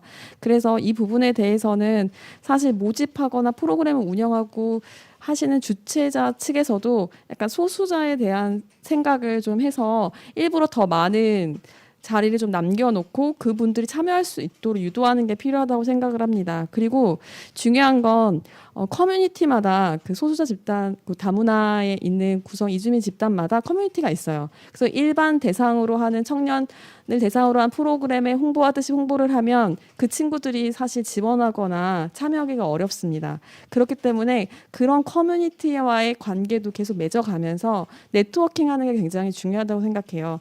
그냥 일반적으로 대학생이 보는 공모전 사이트에 올리거나 아니면 포스터를 부착한다고 해서 그 친구들이 많이 모이는 것이 아니라 그 친구들이 많이 모여 있는 커뮤니티에 직접 홍보를 하면 아, 우리도 갈 수 있는 행사구나, 우리도 갈 수 있는 프로그램이다라는 생각을 하게 되거든요. 그러니까 홍보부터 그리고 기획 단계부터 아예 자리를 좀 더 남겨두는 것을 고려하면서 진행을 했으면 좋겠고요. 그리고 주체적으로 친구들이 직접 자신을 위한 프로그램을 만드는 과정부터 참여하고 시작을 하게 되면 어떤 프로그램을 기획하고 운영하고 사람을 모집하고 홍보하는 것에 대해서도 굉장히 트레이닝 될 수 있다고 생각해요. 그래서 그런 트레이닝 과정을 같이 하면서 자체적으로도 프로그램을 이어갈 수 있도록 그런 기회와 자리를 마련해 주는 것도 저는 필요하다고 생각이 들었습니다. 감사합니다. 김태윤 선생님. 네, 저희 이주민 센터 친구 같은 경우는 그 다문화 청년들을 포함해서 이주민 이제 청년들이라거나 아니면은 중도 입국 청소년, 이주 배경 청소년들을 이제 종종 이제 만나게 되는데요. 그러니까 사실 이제 이주민 청년들 같은 경우에는 그 다문화 청년들과 조금은 다를 수 있을지 모르겠지만 일단 무엇보다도 언어 문제가 가장 중심적으로 좀 어려운 그들이 겪고 있는 현실이라고 제가 이제 공감을 했습니다. 예를 들어서 그들이 꼭 이렇게 문화라거나 뭐 참여라거나 이런 범주까지 아니더라도 생활에 가장 직접적으로 필요한 뭐 취업이라거나 경제 활동, 생활을 영위하기 위한 그런 활동들을 함에 있어서도 언어로 인해서 겪는 어려움과 불편함 그리고 그에 따른 조금은 이제 불합리할 수도 있는 그런 조치들을 제가 옆에서 눈으로 목격하고 같이 이제 얘기를 나눴던 경험을 갖고 있고요.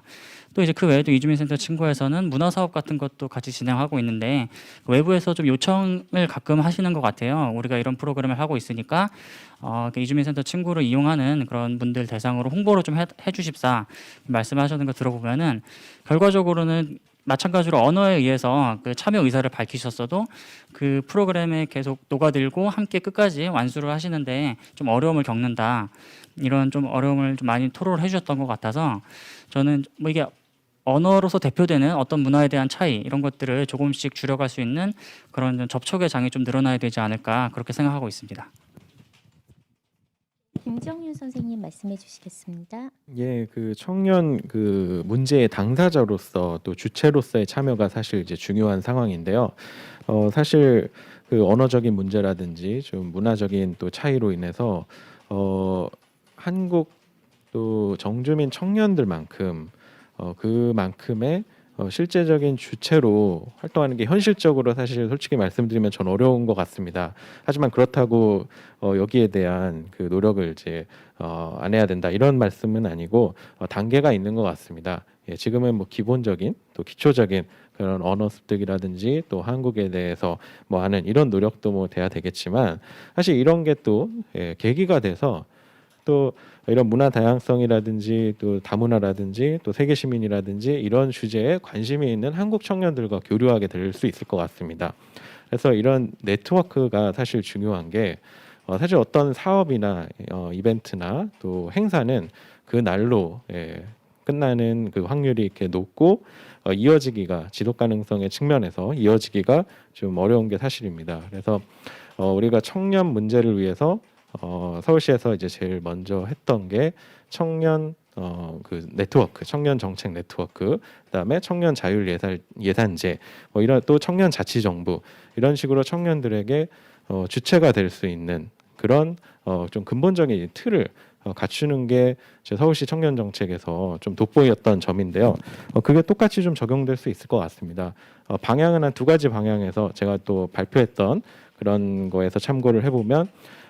이런 이제 기존의 청년 네트워크에서 좀 글로벌이라든지 아니면은 문화 다양성에 좀 더 신경을 써줄 수 있는 분과나 TF를 구성해서 우리 다문화 청년들과 함께 할 수 있는 방향을 만드는 것. 또 두 번째로는 저희 고양시에서 이제 했던 사례죠. 다문화 청년들 스스로 이런 네트워크를 만들어서 또 여기에 이제 도와줄 수 있는 한국 청년들의 참여로 이런 이제 그 네트워크 구성을 하는 게 저는 그 근본적인 시스템적인 접근이라고 생각을 하고요. 이를 위해서 이제 노력을 해야 된다고 생각을 합니다. 그리고 프로그램에 이제 질문이 있었는데요. 아무래도 그 청년 당사자분들이 다문화 청년 당사자들이 쉽게 그리고 좀 전문성을 가질 수 있는 영역부터 생각을 해야 된다고 합니다. 시도를 해야 된다고 생각합니다. 예를 들어서 이제 저희 같은 경우는 이제 교육 분야로 한국 청년들과 또 외국인 청년들이 같이 교육을 나가는 경우가 또 많이 있습니다. 예를 들어 그 나라에 대해서 소개하고 또 체험 활동하는 이런 교육이 지금 공교육에서도 초등학교 6학년 때 좀 특히 그 교과서에 이제 있더라고요. 그 단원에. 이제 이럴 때 한국 청년들과 또 외국인 청년들이 같이 좀 주체가 돼서 기획하고 또 같이 실행하는 이런 사업을 좀 생각을 해볼 수 있겠습니다. 이건 이제 예시지만 제가 말씀드리고 싶었던 건 그 다문화 청년분들이 가지고 있는 장점을 처음에는 잘 이끌어낼 수 있는 그런 사업을 저희가 생각해 봐야 된다는 것을 말씀드렸습니다. 네, 감사합니다. 다음 질문 받겠습니다. 다음 질문은 이주형 님께서 보내주신 질문인데요. 아무래도 이 질문은 김태윤 선생님께서 대답해 주셔야 될 것 같습니다. 인터아시아 정체성이란 개념이 궁금합니다. 라고 이 개념에 대해서 질문해 주셨는데요. 홍종성, 트랜스내셔널, 반주변부 이런 유사한 개념들이 떠오릅니다. 뭔가 인터아시아 정체성이 내셔널한 정체성에 대안 같긴 한데 너무 어렵습니다. 라고 질문하셨어요. 대답 부탁드리겠습니다. 네, 일단 인터아시아라고 하는 것은 인터아시아 정체성이라고 하는 것은 그 아시아 각 나라 그리고 각 지역의 이제 사람들끼리 서로 너무 모르고 살아왔다. 우리가 뭐 발전을 해야 된다든지 더 좋은 삶을 영위해야 된다라는 목적에 너무 목매다 보니까 주변에 있는 이웃 나라라든지 이웃 지역의 사람들을 너무 바라보지 못하고 살아왔다라는 반성에서부터 실천을 해서 서로가 갖고 있는 그런 삶의 조건이라든지 환경 같은 것들에서 우리가 서로 나눌 수 있고 서로 도와줄 수 있는 부분이 무엇인지 찾고 그것을 이제 함께 영위해 나가자라는 것을 이제 인터아시아라는 말로 생각해 볼 수 있겠는데요. 예를 들어서 이제 뭐 혼종성이라고 했을 때 이제 서로 다른 종의 어떤 연결과 그런 변화 그것을 통한 이제 변화라고 했을 때 인터아시아 같은 경우는 아시아 각 지역에 살아가고 있는 사람들 간의 그런 좀 교류와 만남 같은 것들을 생각해 볼 수 있을 것 같습니다. 네, 감사합니다. 다음 태준님께서는 코멘트를 보내주셨어요. 송쌤의 발표를 들을수록 다문화나 이주민 차별에 관한 문제가 그냥 마음 한번 먹는 일 너머로 복잡한 사회적 원인들이 얽힌 문제라는 생각이 들었습니다. 좋은 토론 감사합니다. 라고 코멘트를 보내주셨고요. 다음에는 권영민 선생님께서 질문을 하셨어요. 행간은 보이지 않지만 굉장히 쑥스러워하면서도 조심스럽게 보내신 질문 같습니다. 다른 문화권의 청년들이 반갑긴 합니다. 하지만 한국 사회에서 한국 청년들의 상황이 어렵다 보니 다른 문화권 청년들에게 어떠한 혜택을, 자리를, 기회를 빼앗길까 하는 생각을 가질 수 있을 거라 봅니다. 우리가 어떤 마인드를 가지는 게 좋을까요? 라고 질문해 주셨습니다. 네, 어느 분께서 대답을 해 주시겠습니까? 네, 송쌤께서 대답 부탁드리겠습니다. 제가 토론문을 말씀드릴 때 말씀드렸던 부분이기도 합니다. 사실 지금 우리 그 정주민 청년들도 겪고 있는 문제가 많고 어려움이 크기 때문에 오히려 다른 이주민 청년에 대해서 관심을 갖거나 그 친구들에게 제공되는 어떠한 정책적인 지원이나 혜택에 대해서 굉장히 큰 거부감을 가질 수밖에 없다라고 생각을 해요. 그렇기 때문에 저는 앞서서 말씀드렸다시피 두 가지가 필요한데, 그러니까 관계 맺기를 통해서 사적인 관계가 됐을 때 이주민 청년들 역시 지금 현재 그 정주민 청년들이 어떤 어려움을 겪는지에 대해서 그런 오해를 풀 수 있고, 정주민 청년들 마찬가지로 이주민 청년들이 겪고 있는 어려움에 대해서 좀 개인화하면서 받아들이고 공감할 수 있는 단계가 될 수 있다라고 생각을 해요. 그런데 이제 모든 청년들이 그런 자리를 갖거나 관계를 맺기에는 사실 지금 현실적으로 어려운 상황이니까 우리가 앞으로 이런 자리는 많이 만들어 가야겠지만, 저는 이렇게 다문화에 대해서 얘기를 할 때에도 지금 청년 주제로 얘기할 때 같이 정주민 청년에 대한 문제도 같이 언급하면서 같이 고민해보고 이런 자리에서부터 이렇게 출발하는 게 굉장히 중요하다고 생각을 해요.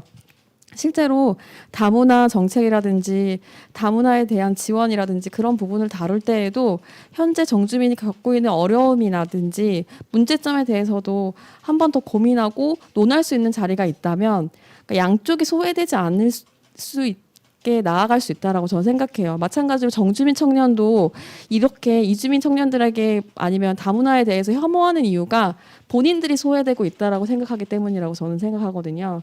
그렇기 때문에 이런 자리 아니면 다문화 정책을 입안하거나 논의하는 자리에서도 현재 정주민의 각 세대들이 겪고 있는 문제에 대해서도 함께 다루면서 이 부분을 고민해 나갈 때 이렇게 따로따로 카테고리화해서 이 부분을 다루고 있으니까 우리는 딱 청년 이슈만 다룰게, 오늘은 다문화 다루고 있으니까 다문화만 다룰게, 이런 식으로 접근을 하면 상호 오해와 소외 관계가 더 심화될 수 있다라고 저는 생각합니다. 그렇기 때문에 이 부분을 같이 주의하면서 나아가는 것도 필요하다라고 저는 생각을 해요. 예, 답변이 도움 되셨길 바랍니다. 네. 네, 감사합니다. 어느 분이 하신 말씀인지는 모르겠지만 제가 다문화 쪽을 하면서 가장 오래 기억되는 말 중에 하나가 노동이 필요했는데 우리는 노동이 필요했는데 사람이 왔다라는 얘기를 많이 하게 됩니다. 우리 주변에 온 사람들이라고 생각을 하지만 영토적인 경계에 머물기보다 우리도 늘 이주할 수 있고 우리가 타자화된 시선으로 어느 다른 나라에 거주할 수 있다라고 생각을 할 때 좀 더 다른 생각을 갖게 되지 않을까 합니다. 자, 보내주신 질문들은 저희가 마쳤고요. 이 내에서 저희가 질문을 받고 대답을 해보는 시간을 갖겠습니다. 혹시 여기 선생님들 중에서 다른 분께 질문을 하고 싶은 내용이 있으신가요? 질문 있으세요? 그러면 제가 질문 드리겠습니다. 많은 분들이 토론이나 발표 중에 얘기하셨는데 목소리라는 얘기했고 집단화시키지 말고 개인을 봐주자라는 얘기를 하셨었는데 사실 이 시간이 한정돼 있다 보니까 개인에 대한 얘기가 나오기가 어려웠거든요. 그래서 사실 정해진 시간 안에 발표를 하다 보니까 거대 담론을 얘기하게 되고 그래서 들으시는 분들한테는 이 개인의 목소리가 들리지 않는다라고 생각하실 수 있을 것 같은데 특별히 사례로서 얘기해주고 싶은 친구 아니면 그 다문화 정책에서 사례들이 있다면 소개 부탁드리겠습니다.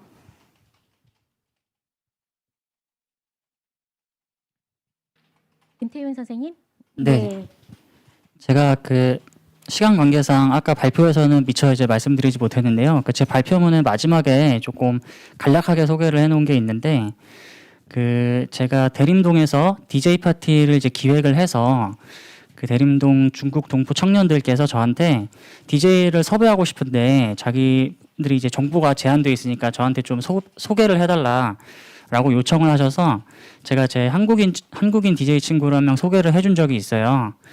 이제 그 친구가 이제 그분 동포 청년분들과 같이 이제 그 디제잉 파티 같은 것들을 계속하면서 처음에는 그 문화적 차이라든지 아니면 이제 그분들께서 좋아하시는 음악이 뭔지 이런 것들이 파악이 안 돼서 굉장히 좀 어려워하고 어색해하고 좀 적응하는데 시간을 좀 많이 썼다 그래요. 이제 그렇게 한 달 정도 이제 시간이 지났는데 이제 그 정도 되니까 이제 어느 정도 좀 감을 잡게 되고 좀 같이 밥도 먹고 이렇게 차도 마시고 하면서 좀 분위기가 이제 누그러져서 조금 적응하는데 좀 훨씬 수월해졌다고 하는데 그쯤 되니까 이제 같이 이제 일을 하고 기획을 하던 친구 중에 가장 어린 그 친구가 조선족 친구가 오더니 아주 좀 이렇게 수줍게 이게 앞으로 좀 친하게 지냈으면 좋겠다고 그렇게 이제 얘기를 했다고 하더라고요. 그래서 저한테 이제 그 얘기를 웃으면서 하는데 별거 아닐 수 있다고 생각할 수도 있는데 저한테는 이게 되게 좀 상징적이고 좀 되게 중요한 일일 수도 있겠다 이렇게 생각이 들었어요. 왜냐하면은 그 제가 이제 소개를 했던 그 친구도 원래는 대림동이라든지 혹은 이렇게 이주해서 오신 배경을 갖고 계신 분들에 대해서 이렇게 큰 관심을 갖고 있지 않던 친구였는데 그런 거를 통해서 또 이런 분들도 만나게 되고 같이 이제 경험과 이제 추억을 갖게 되는 점들이 이게 아주 작지만 좀 변화의 어떤 중요한 순간일 수도 있겠다라는 생각을 했었습니다. 다른 선생님, 김태윤 선생님? 김정윤 선생님. 네. 예, 아무래도 이제 저희 또 저도 그렇고 이제 저희 조직도 그렇고 외국인 유학생분들이랑 또 많이 이제 소통하고 같이 일을 하게 되는 이제 그런 경우가 많이 있습니다. 이제 보통은 주로 이제 초중고 이렇게 이제 학교에 우리나라 청년들과 또 외국인 청년들이 뭐 세계 시민 교육이라든지 문화 다양성 교육이라든지 이렇게 이제 많이 나가는 상황입니다. 그런데 이제 최근에 이제 코로나 상황으로 인해서 굉장히 이런 이제 교육 자체도 이제 힘들어졌고 우리나라 사람도 물론 이제 힘들지만 지금 다 같이 이제 힘들 때니까 유학을 먼 그 길을 이제 와서 또 가진 이제 시간 노력과 이제 비용을 들여서 왔는데 최근에 좀 많이 떠나가게 되는 어쩔 수 없이 떠나가게 되는 그런 상황을 많이 이제 보고 있습니다. 처음에 사실 굉장히 이렇게 제 입장에서는 우리나라에 대해서 호의적인 생각을 가지고 또 우리나라 한국을 배우고 싶어서 이렇게 먼 길을 와서 또 외국인 유학생들 같은 경우는 이제 등록금을 또 이제 내고 이제 오는 경우가 이제 많이 거의 이제 대부분이거든요. 그렇기 때문에 사실 한국의 입장에서는 이들이 이제 굉장히 이렇게 소중하고 이제 고마운 존재들인데 어떻게 보면은 이런 이제 우리나라 안에서 좀 차별 문제라든지 좀 다른 이제 문제들로 많은 그 아픔과 또 슬픔을 이제 겪는 경우가 많이 있습니다. 예. 그래서 이제 그런 이제 아픔이 사실 뭐 저는 이제 인간 공통의 이제 차원인 것 같아요. 이게 외국인이라서 신경 안 써야 될 문제가 아니라 우리 공통의 문제라고 이제 생각을 하는 것부터 저희가 출발을 해야 되지 않을까 하고 사실 반대로 우리나라 사람들도 한국 사람도 뭐 유럽이나 이제 미국에 가면은 좀 인종차별 문제를 많이 겪거든요. 예, 그렇기 때문에 사실 해외에서 이렇게 이제 타자화된 그런 경험이 좀 지금 이 상황을 또 가뜩이나 좀 더 이제 힘들어지고 있는 지금 이 상황에서 많이 이렇게 생각해봐야 될 지점이라고 이제 말씀을 좀 드리고 싶고 저희 같이 이제 그 많이 이제 교육을 하던 친구 중에 이제 저희 좀 더 이렇게 많이 저희랑 소통하고 또 많이 같이 많이 이렇게 수업을 나가는 외국인 유학생분들 몇 분들이 계십니다. 그래서 아까 이제 그 사례 또 개인의 이제 문제를 말씀해 주셔서 지금 뭐 이 자리를 빌어서 뭐 간단하게 이제 감사의 또 말씀도 드립니다. 네, 혹시 다른 분 계신가요? 아니면 우리가 다문화 청년들의 문제, 우리 청년들의 문제와 다르지 않습니다. 일자리 문제, 주거 문제 이런 얘기 하셨는데 구체적으로 다문화 청년들의 그 문제에 대해서 조금 더 소개해 주실 분이 있을까요? 저는 이제 주로 북한 이탈 주민 청년들하고 교류를 하고 저희 단체도 같이 만들어서 활동을 했기 때문에 제가 경험을 하다 보면 사실 독거 청년이 굉장히 많아요. 그래서 가족 단위로 이제 탈북을 해서 한국에 입국을 했다면 가족과 함께 지내기 때문에 뭐 경제적으로도 심리적으로도 덜 외로울 수 있는데 혼자 한국에 입국한 친구들 같은 경우에는 실제로 뭐 어떤 주거는 사실 북한 이탈 주민에 대해서는 정부가 정책적으로 주택을 지원해 줍니다. 그래서 주거 문제는 그래도 다른 정주민 청년에 비해서 크게 겪고 있지 않지만 아무래도 북한에 남아있는 가족분들이 굉장히 남한에서 살고 있으니까 경제적으로도 여유로울 거라는 것을 많이 기대를 해서 이 어린 친구들이 아르바이트를 하고 굉장히 열심히 돈을 벌어서 북한에 있는 가족들에게 굉장히 많은 돈을 보내고 있어요. 그래서 그 보내는 과정에서 중간에 그것을 전달해주는 브로커가 있는데 그 브로커가 뭐 30%, 40%를 가져가기도 하고 심지어 이제 친척들이 이제 브로커 역할을 하면서 커미션이라고 생각을 해서 가져가거나 사기를 치는 경우도 많습니다. 그래서 그러한 일들을 너무 어린 나이에 혼자서 겪고 있는 친구들이 많아서 사실 이런 부분에 대해서는 혼자 고민하고 외로워하는 일들이 많은데 이런 일은 너무나도 큰 일이고 무거운 일이라서 실제로 같이 학교를 다니고 있는 우리 정주민 청년들에게는 이런 이야기를 솔직하게 이야기하기도 어렵고 굉장히 혼자서 외롭게 이런 문제를 겪고 있는 사람들이 많습니다. 그래서 저는 그 북한 이탈 청년들이 겪고 있는 독거 청년이 가지고 있는 많은 문제들에 대해서도 한번 지금 이 자리에서는 충분히 얘기할 수 있는 시간이 아니지만 네, 그에 대해서도 함께 고민해보고 예, 배려해주고 같이 공유하고 공감할 수 있으면 좋겠다는 생각이 들었습니다. 네, 지금까지 2020 서울 청년학회 세선 3 다문화와 청년 커뮤니티에 대한 발표와 토론을 마치겠습니다. 함께해 주셔서 감사합니다.